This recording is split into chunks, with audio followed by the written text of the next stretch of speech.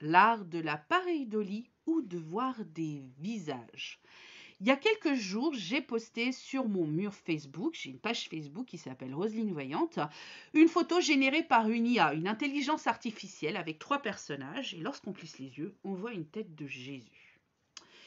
Là, j'ai toutes sortes de commentaires. Les gens qui disent ah c'est génial, c'est une hallucination optique. D'autres qui disent ça y est, c'est Jésus, c'est le message, c'est ceci, c'est cela. Je voulais un petit peu vous mettre en garde et remettre l'église dans le centre du village en vous disant, je vais déjà vous donner la définition de ce qu'est une pareidolie. La pareidolie, c'est une pareidolie est le processus qui survient sous l'effet d'un stimuli visuel ou auditif qui force à reconnaître une forme familière ou un paysage. Simplement, je voulais aussi vous remettre un petit peu dans le contexte. La pareidolie, c'est aussi un effet décrypté ou décrit par des psys, ou lorsque vous voyez des visages partout, des cœurs partout, ou des images qui vous semblent familières partout, ça en devient une névrose si vous ne faites que ça. Ça veut dire que ça vous rend malheureux et ça vous met dans un état pas forcément très très globe niveau psychologique. De ce fait, je voulais aussi vous mettre en garde que ce n'est ni un message des guides, ni un message des anges, ni des défunts qui viennent se manifester. C'est juste votre cerveau qui analyse cette image comme quelque chose étant un visage.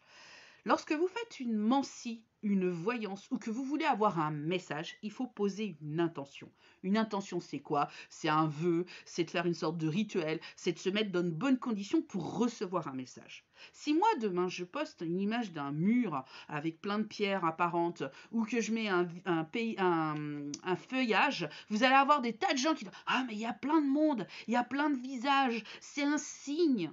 Alors attention, c'est un signe peut-être pour vous, c'est un message pour vous, mais ça n'est pas un message pour quelqu'un d'autre. Si je mets la photo d'une maison ancienne, chacun va projeter ce qu'il a envie de projeter, mais ça n'est pas forcément la réalité. Dans ce monde où on cherche une spiritualité à outrance, où on voudrait vraiment que nos guides, nos anges nous donnent des messages, ça peut se comprendre, mais c'est un piège à con.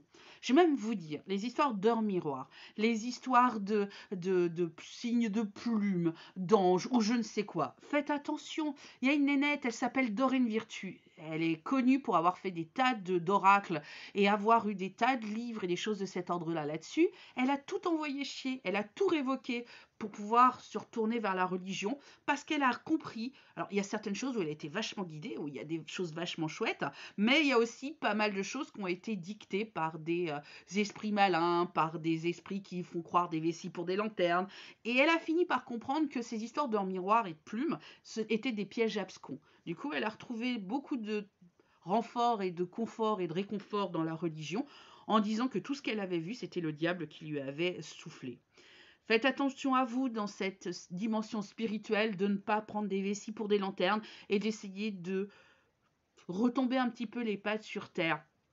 Si vous courez après les heures miroirs, les plumes, les visages, etc., ben vous allez vite vous perdre et c'est pas ça qui va vous amener vers une certaine forme de spiritualité. Voilà, voilà. Je sais que c'était pas facile à dire, mais je pense qu'à un moment, il va falloir le dire et le révéler. Je vous fais de gros bisous et je vous souhaite bon courage dans votre quête spirituelle. Bisous, bisous.